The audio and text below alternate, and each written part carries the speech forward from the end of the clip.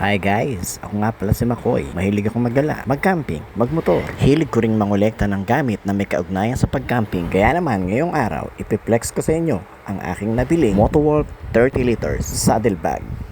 Let's go!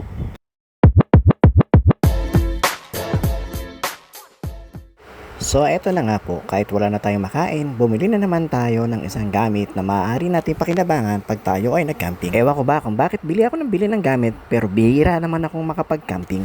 Eto na nga po, ang Motowolf Outdoor Waterproof Large Capacity Motorcycle Riding Saddle Bag. Ay, ang haba. Olive green yung pinili kong kulay kasi lagi na lang nilang sinasabi na puro itim na yung gamit ko. Nung in-order ko to, akala ko maliit lang pero nung dumating malaki pala. 30 liters siya, dalawang pares, kaya kung susumahin, meron akong 60 liters capacity na karagdagang espasyo kapag ako ay babiyahe. Ang dami ko kasing naiisip dalhin kapag magka-camping ako.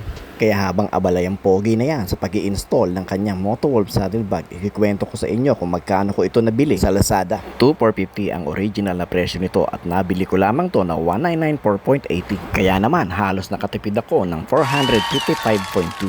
Sa totoo lang hanggang sa ngayon, hindi ko pa alam kung ano ang mga ilalagay ko dito. Pero for sure, mas marami na akong madadala ngayon at hindi na magsisiksikan sa top box ang mga gamit ko.